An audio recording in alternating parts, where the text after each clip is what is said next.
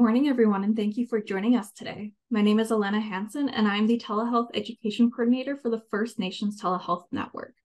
Today, we are joined by John Su, co-founder of Indigenous Innovations, and has created a First Nation-focused mini medical system helping First Nations navigate the healthcare system.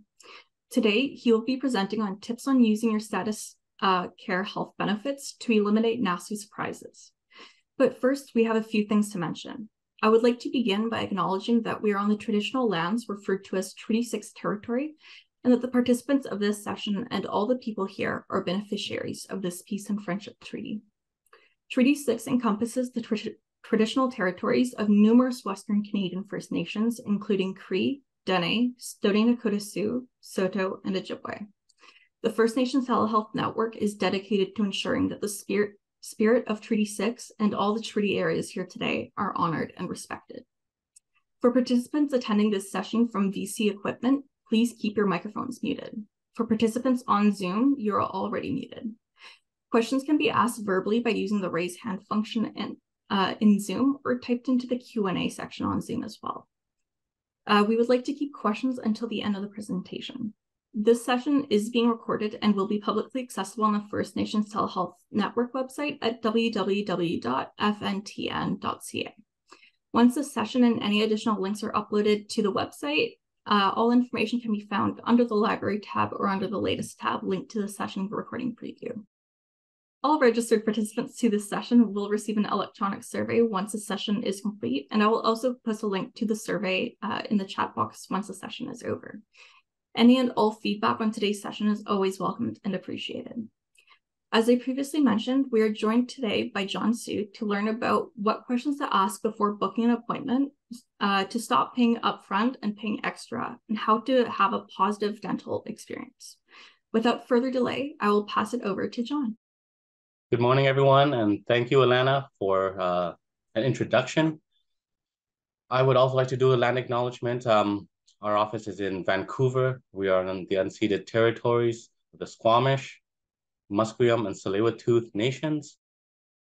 So thank you, everyone, for taking the time this morning to join our webinar about how to have a positive experience using your status healthcare benefits. And a little bit of background history on us is we started in Edmonton in 2019, but I had moved here to Vancouver in the beginning of 2019. We've been in Vancouver for about 4 years now. My business partner, Adrian Beaverbones from the Ochees First Nations. We both started that in Edmonton, but in Vancouver, it's just myself and my one teammate, Jana Ray. So yeah, in Vancouver and BC, we use the red logo, but in Alberta, we use the black one. Because I'm in Vancouver, we're using the red one. So really, our corporate mission is to bring reconciliation to the medical system. And one thing about reconciliation, as we all know, reconciliation is about taking action, not just speaking words. So a lot of what we do is about taking action and creating actual change in the medical system that our community uses. And what we've done is we've created a First Nations focused medical system. So things we're going to talk about today. We're just going to do a brief introduction on the team, of who we are. We're going to talk about our Indigenous friendly medical system that we've created. 3, we're going to share some tips for using your status card without the headaches, which were based on actual clients sharing their problems with us and us creating solutions for our clients. And then we're going to end for a quick Q&A to answer any questions about things that I've talked about or organization. So let's start. Indigenous Innovations, to your left, that's myself. And that is my partner, Adrian Beaverbones from the Ochees First Nations. And the person to the right is my teammate in Vancouver. So in Vancouver, it's just myself and Jana Ray Tom from Navajo Nation. Jana Ray's been with us it'll be the end of her 3rd year, starting her 4th year in October. So yeah, we're a small team, but we're a mighty team and we are committed to supporting our community. how did we do this? How did we create a First Nations focused medical system? We did three things that really made a big difference for us. Number one thing that we did is we created a network of service professionals that are committed to supporting First Nations in healthcare.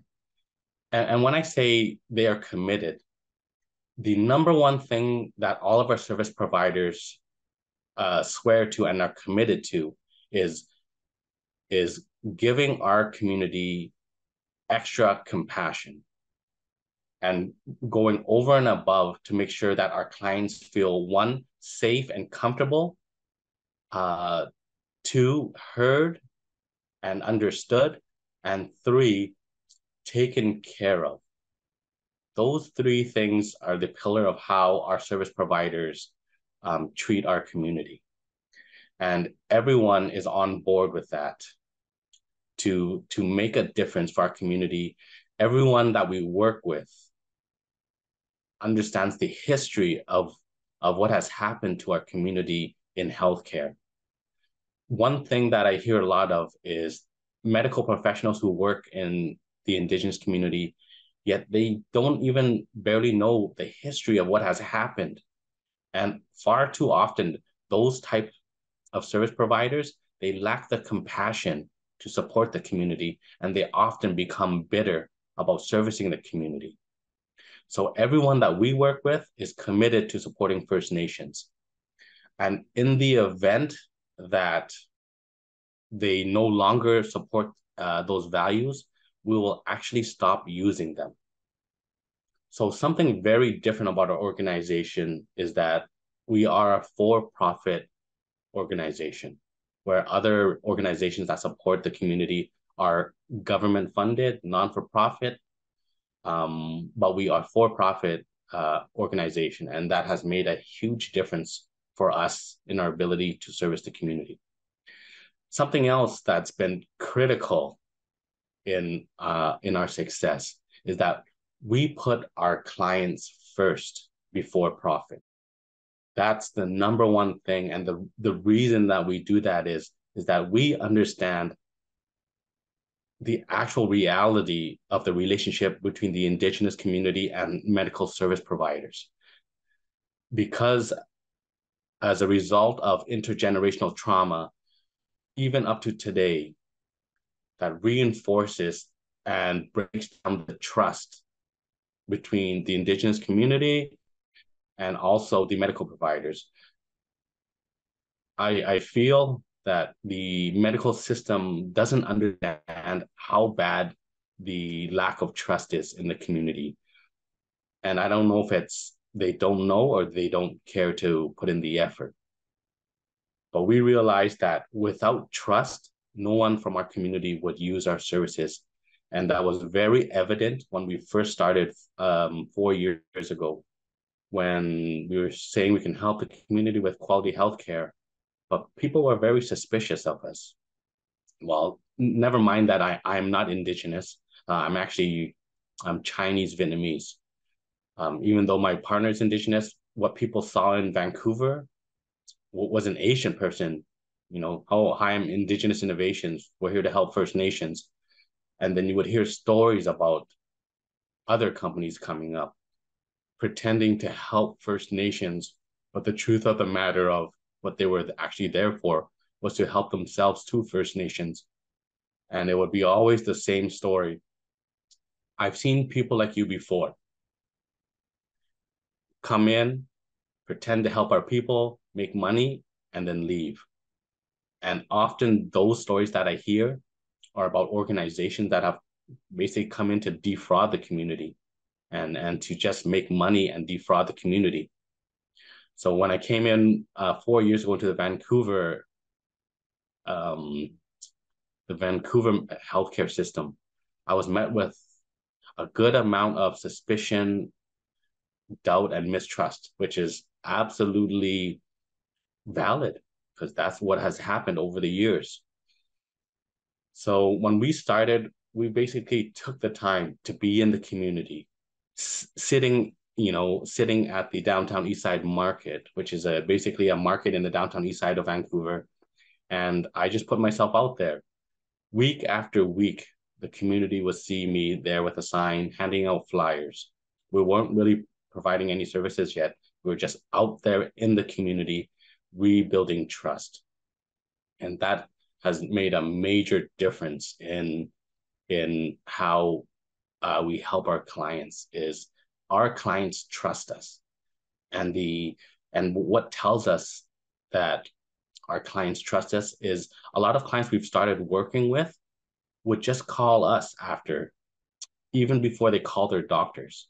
And it was an interesting conversation where I've had elders call us and asking me medical questions. And obviously I'm not a doctor, but I asked the elder, I said, "Oh, how come you're calling us before your doctor?" And every single elder that I asked that question to had said, "John, it's because we know you will help us."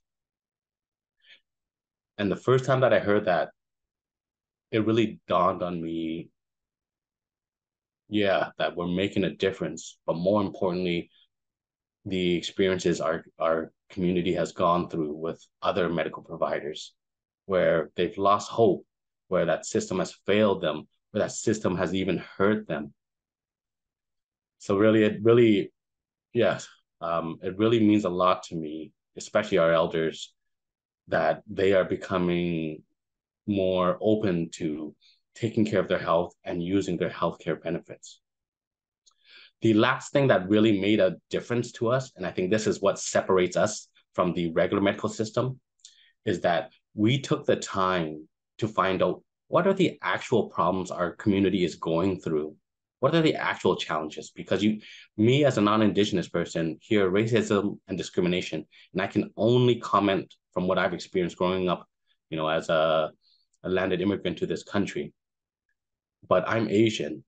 Asian racism and discrimination is different than the Indigenous racism and discrimination. So a lot of the times, what we did is we talked to the community. We found out, what are some of your troubles? What are your thoughts? What are your feelings and experiences in the medical system? And from those stories, we created our Indigenous friendly medical system. How we operate, how we do things is all focused on feedback from the front line. And when you look at the regular medical system, what I've noticed is how they do things and how they set up. There's an assumption that our community trusts their services and that people would openly want to come there. But from what we've seen, that's not the case. That's why a lot of our clients before we came along would wait until the absolute last moment. So only if in crisis will they go to the hospital or call the ambulance. They will always wait until the last moment to see that doctor or that dentist. So what we did is we took the time to actually create a system that works for our clients, that understands all of the barriers to access and breaks down those barriers, so that for our clients, all they literally have to do is just show up for the appointment. Things that really guided how we do things is a curious mind and questioning before making any assumptions. This is absolutely so important in our success, because the regular medical system, it seems like they're disconnected from what's actually happening in our community, because how they do things, it just doesn't work for our community. It forces our community to do exactly their way, and it doesn't really adjust to help the client. It's basically do it my way or too bad. When you're ready to do it our way, then we can help you. But otherwise, sorry. Where what we've done is we've created things such as no late fees if you miss appointments. So what we noticed is a lot of our clients couldn't get dental services because they would miss an appointment for whatever reason that they're having or challenge, and then the dentist would fine them, $50, $70, $100 for missing that appointment. And then 10, 15, 20 years later, they still haven't went to the dentist because they didn't have the money to pay the late fee.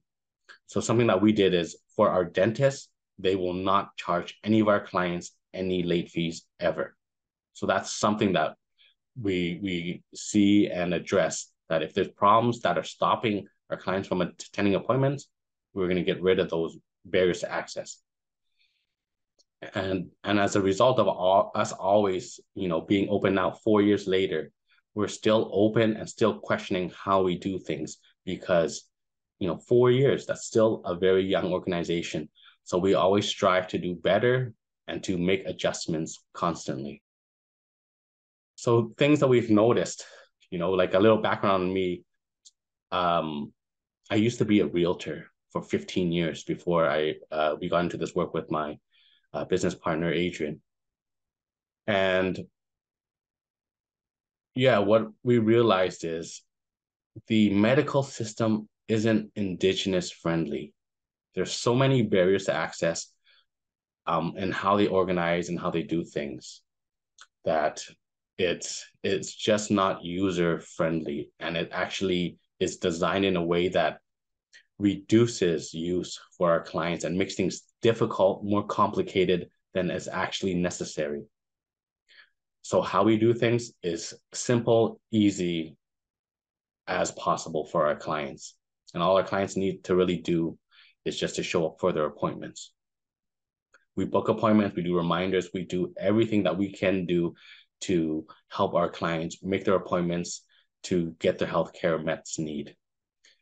A lot of our understandings around intergenerational trauma from residential schools, stories we hear from our elders, stories we hear from our clients about the racism from hospitals, doctors, and society. We took all of those stories and we created a way of not doing the same thing over.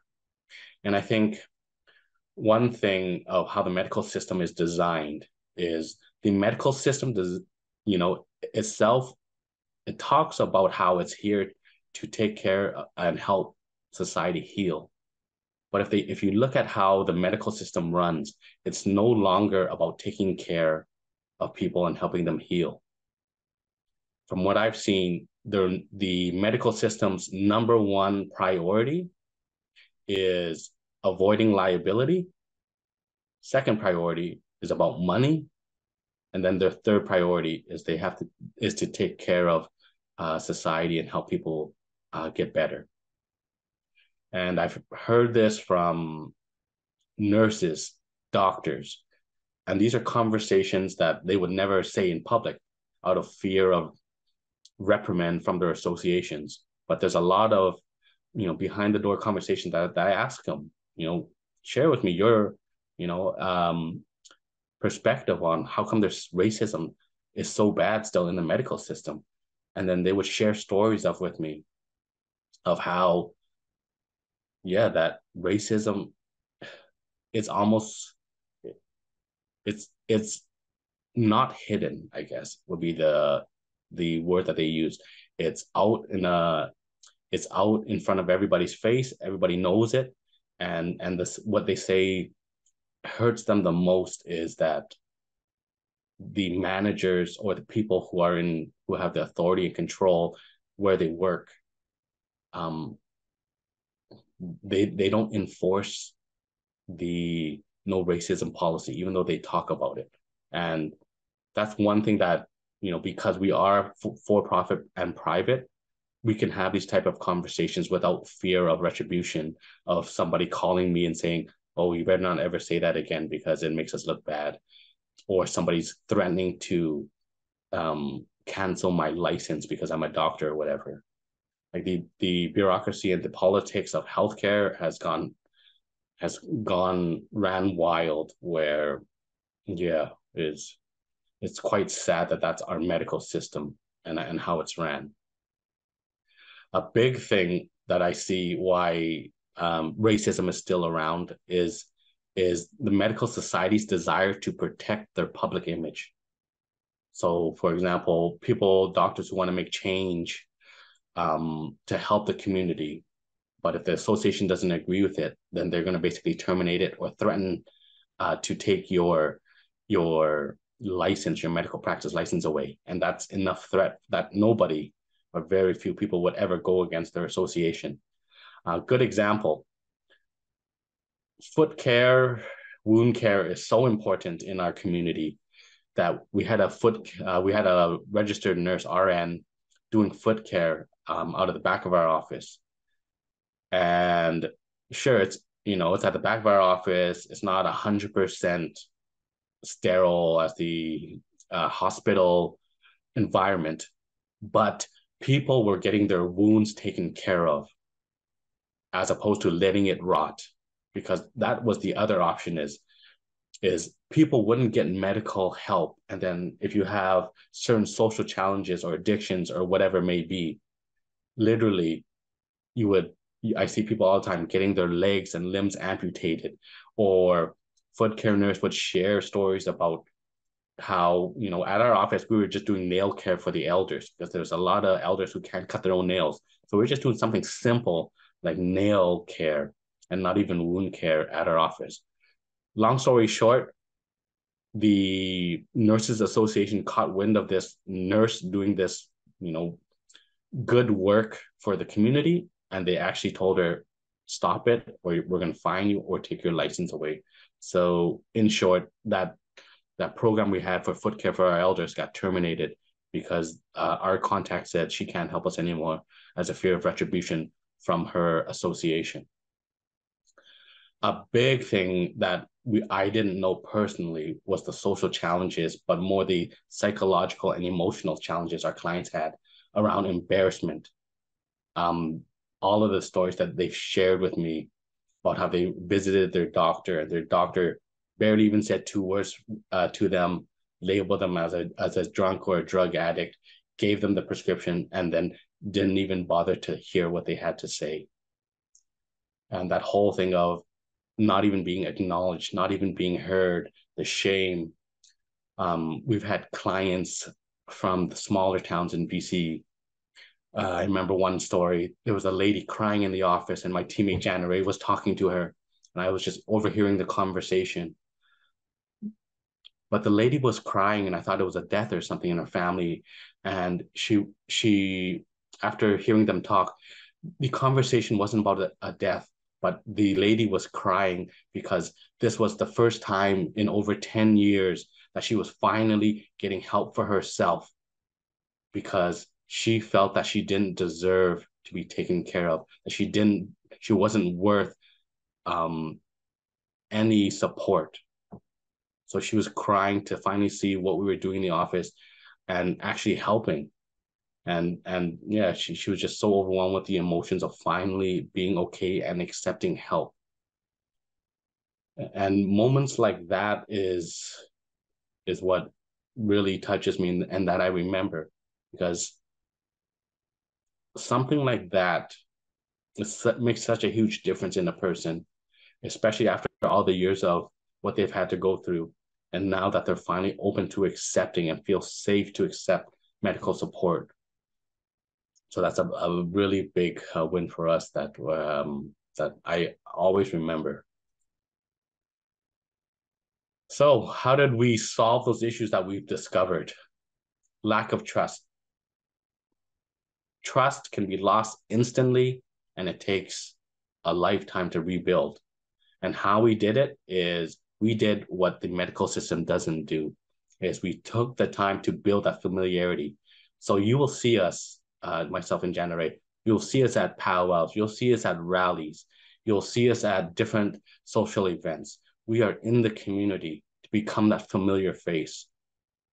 And it's a slow, really slow process, but it's one of those things that I realize as a realtor is how to build trust is you have to be familiar to people. And we understood that in the past, what has happened often is that the social work industry just changes around so much that our clients often experience the fact of, building a relationship with somebody over a month or a year. And then that person would either go to a different job, get fired, or sometimes if they've been in the industry a long time, they would pass away due to illness. And it's the illness and stress of working in the system. So that's one thing, and one critical thing that we did is we took the time to build trust and to rebuild that trust, because in that industry, there's negative trust. So we were working from day one an uphill battle. Discrimination and racism in the medical system. Hearing a lot of stories, a lot of the times when our clients would share stories of them being disrespected or not heard or discriminated against, we would become the advocate in the middle. So we often would call the doctors to say, hey, client had these concerns and complaints, and then we would hear the story of the medical provider. And then a lot of the times I realized the discrimination and racism sometimes is misinterpreted as a result of miscommunication. So for example, there was one elder who told us that, his doctor doesn't listen, doesn't do anything, doesn't help him. He just basically pretends to listen and then does nothing. And he was needing an increase in his medication, is what his request was. So what we did is we called the doctor to explain to him, hey, all the client needs is just an increase in his medication, because the pain he's experiencing, it's not getting any better, and the dose that he was getting didn't really help him. The doctor, as he realized I was the advocate, he just said, between me and you, this client is getting the highest dosage possible, and no doctor will recommend a higher dosage, because a higher dosage will literally kill him. And then when I explained that to the client, he understood it, he got it, and he's like, oh, okay, why didn't the doctor ever say that? So there's a lot of that where the doctor maybe doesn't know how to communicate, or doesn't know how to say it properly, or if the client's not in the right frame of mind or stressing out that day, and they're not able to hear the doctor. So a lot of how we clear up the discrimination and racism is that we will facilitate a conversation to clear up any misunderstandings. And if there's ever the case of discrimination and racism, we always suggest to our clients to file a formal complaint against that medical provider. And that's something that we do, is we help our clients file formal complaints. It's so important. And it's just something extra that we do to support our clients.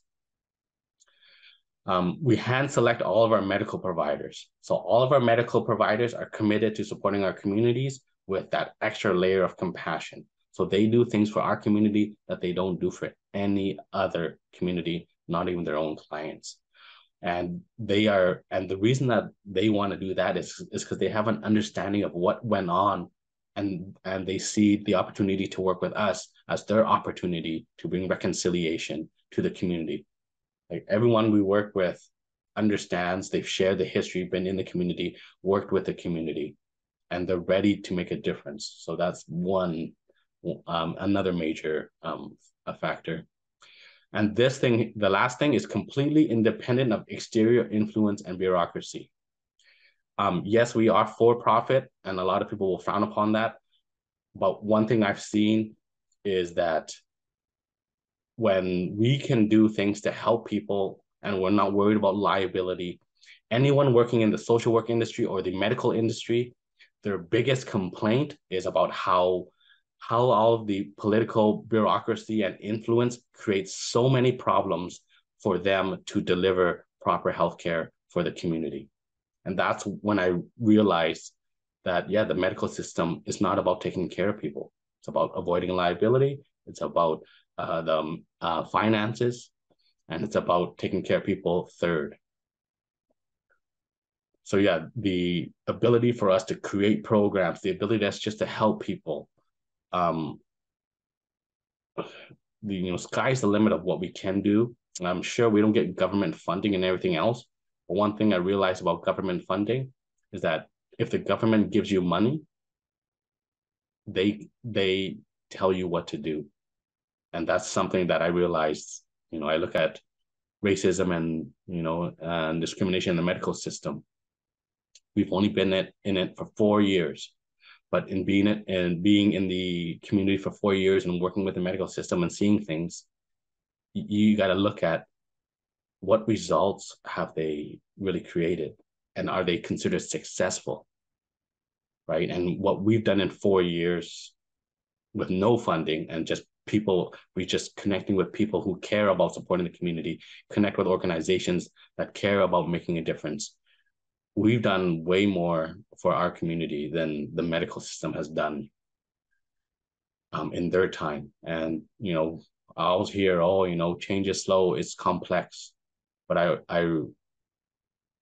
I realized that the system itself, the medical system, the government, they're not, their intention to support the community, I don't feel is sincere or genuine. It's an obligation of what the government has to do. It's an obligation of what the medical professional has to promote themselves and to keep that positive image. But the reality is look at the current state of racism in the medical system. And if you're truly committed to truth and reconciliation, how is it that it's so alive and rampant? Right? How is it that it's so common amongst our community?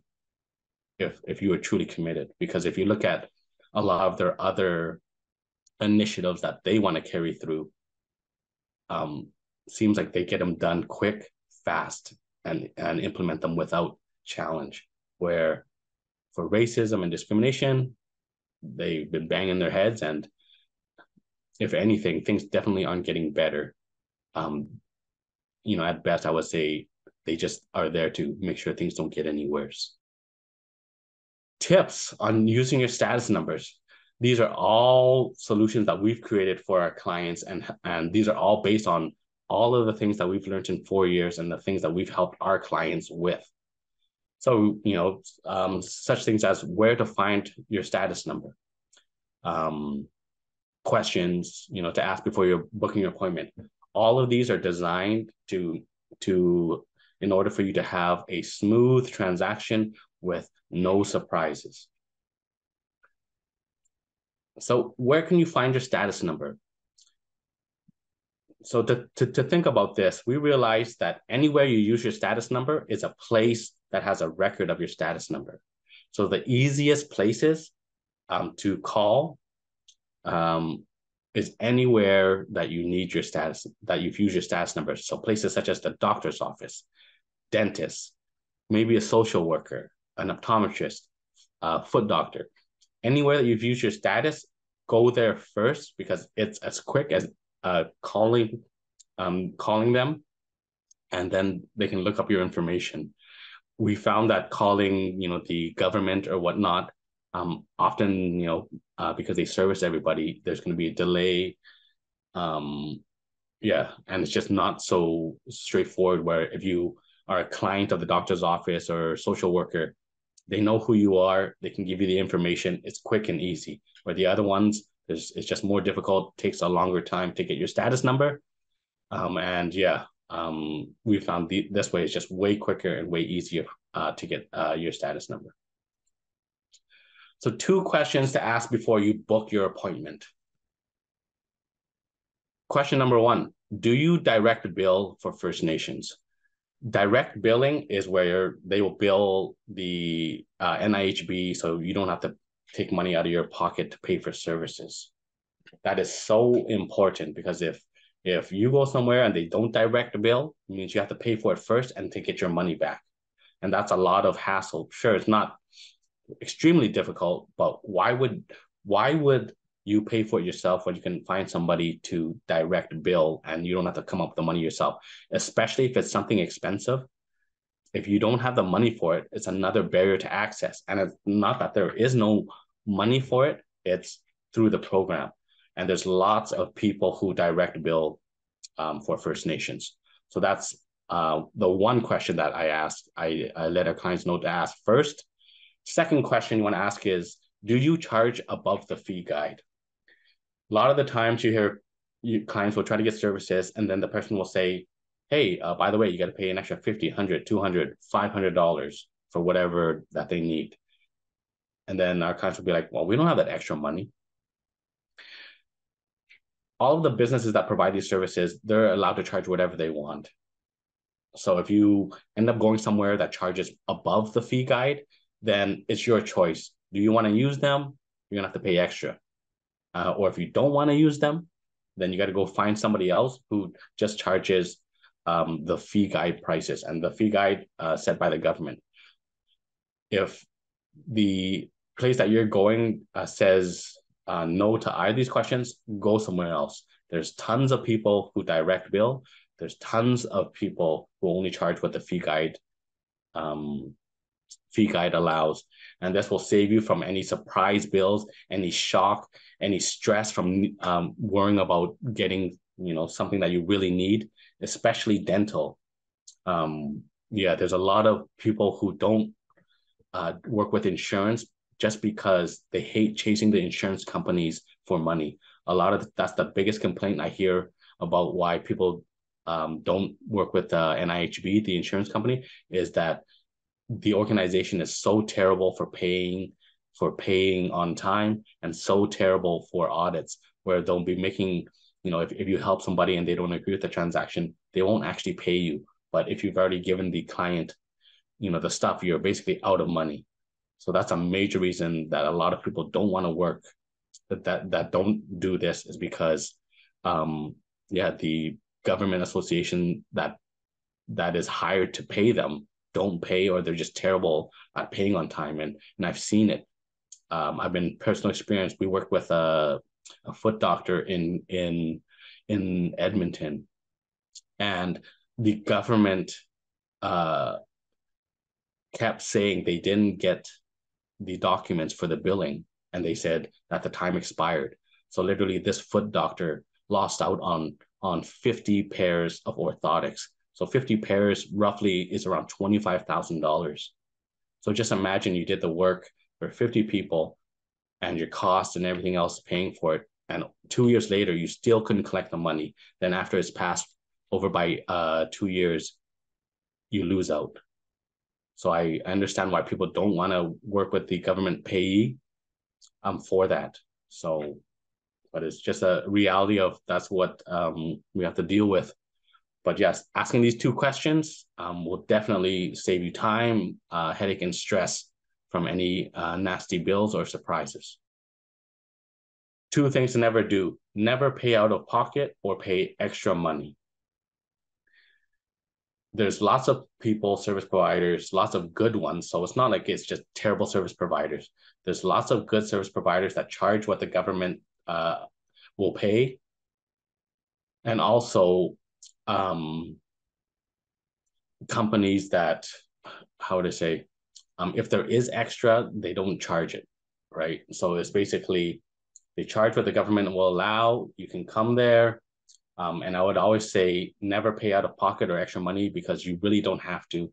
You can easily find a service provider who will not charge that extra, or who does direct bill.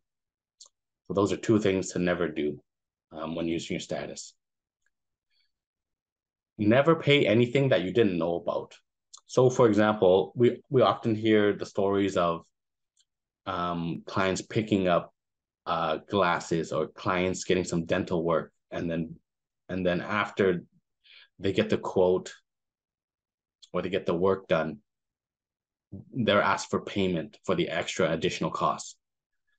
Anytime that you have to pay for something, whether through insurance or cash or however, they always have to give you a piece of paper, a statement stating what work's going to be done and how much it's going to cost.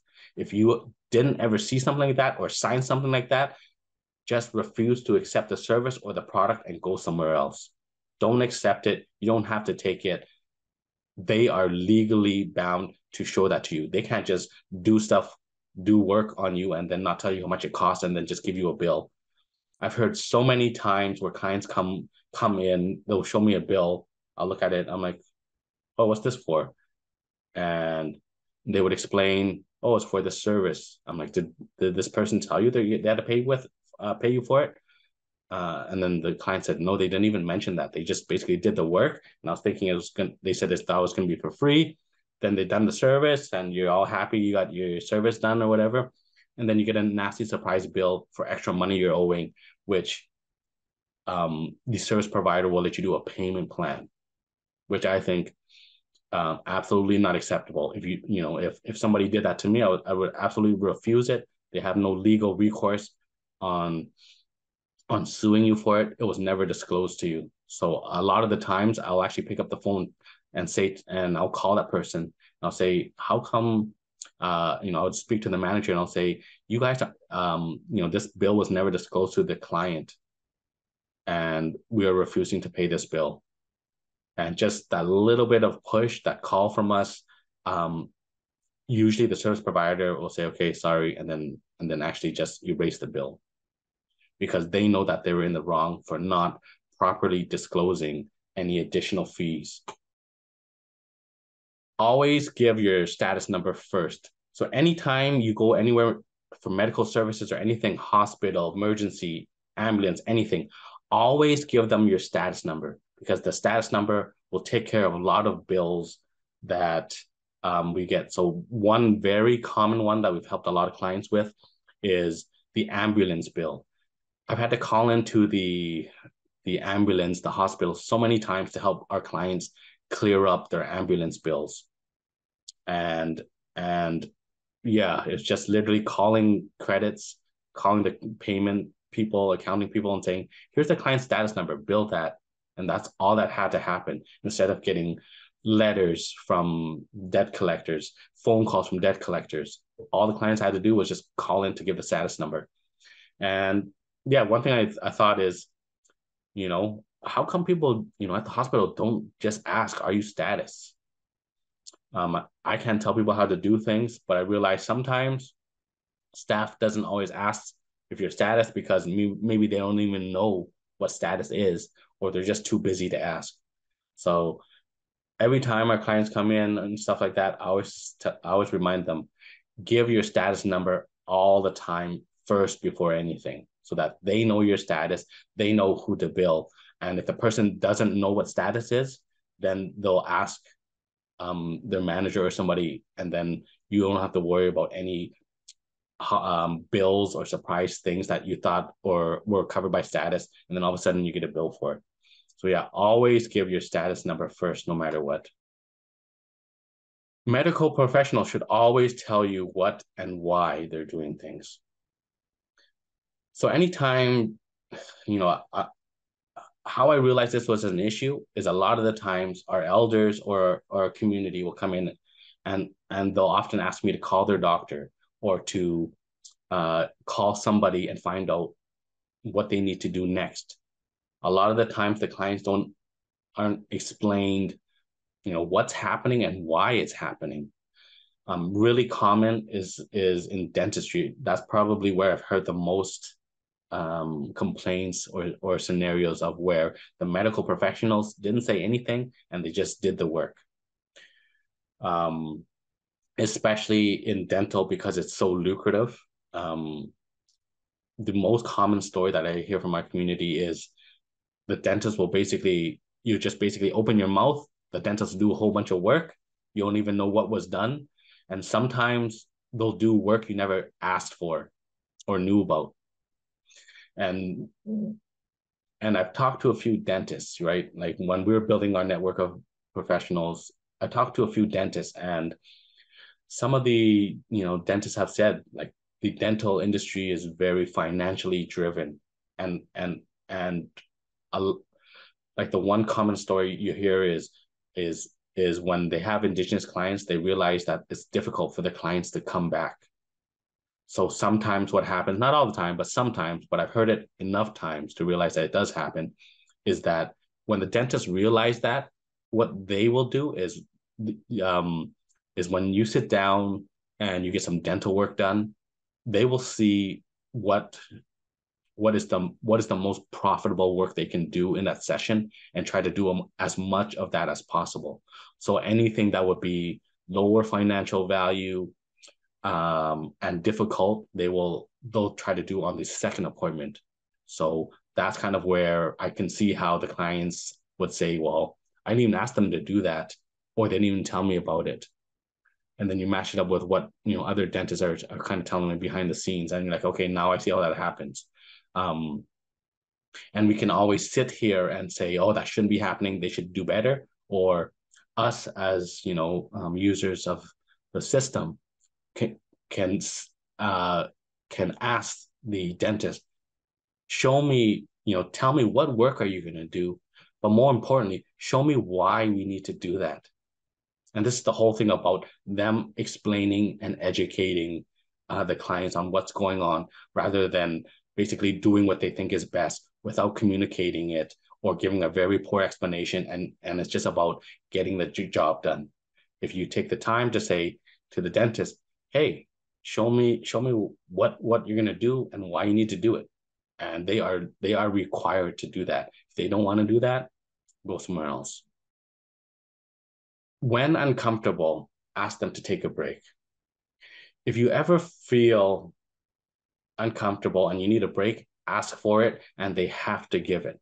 Because remember this, you're there for medical treatment, not abuse. It's their job to help you get better, and it's your job, and you are in their care when you're getting the services. So if you need to take a break because you're having anxiety or a nervous breakdown, just let them know, take a break. And the truth of the matter is that most service providers, they will give you that break. They realize that.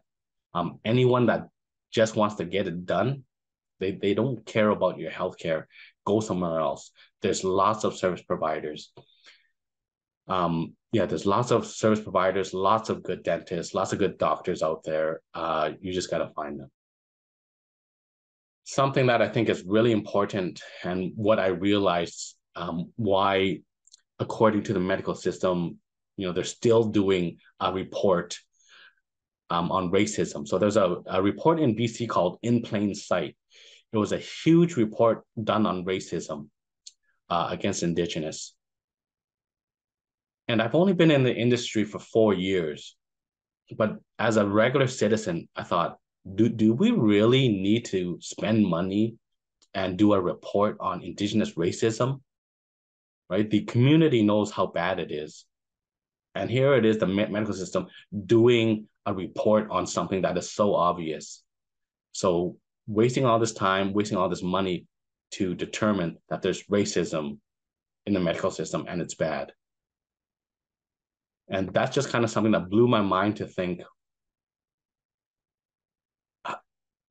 how is this even a question that they needed a study to do this? Why not take that money and that effort and focus on solutions rather than doing all these studies to justify it? And I also realized something is when I was reading the stats of the racism and discrimination, talking to our elders, talking to a lot of our clients, most of our clients and our elders, when they've been wronged, mistreated, they never filed that formal complaint. A lot of people are afraid of retribution from the doctor or from the medical provider. Like, a lot of elders are scared to lose their family doctor, so they'll actually put up with abuse from their family doctor. And that just blows my mind. I always explain to our clients, if you need a new doctor, we can get you a new doctor. Right? You are never stuck with any service provider. You are never, ever stuck with anybody. You can always find somebody else, and you don't have to worry about retribution or the doctor being angry at you, or if you need to switch. We will help you do that. And because it's so important to file these complaints, because that's what the system recognizes. When I was reading through the In Plain Sight report, the statistics they've gathered are only based on what's been reported. But what they don't know is so much majority of incidents are not reported.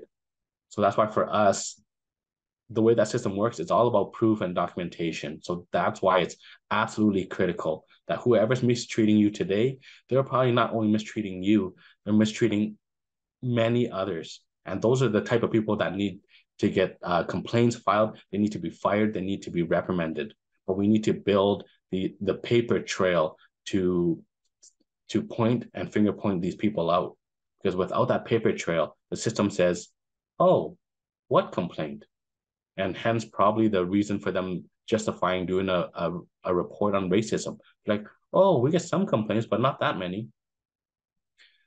So yeah, we will actually help you file a complaint, whether you live in British Columbia, Alberta, Ontario, no matter where you live, we will help you file that complaint.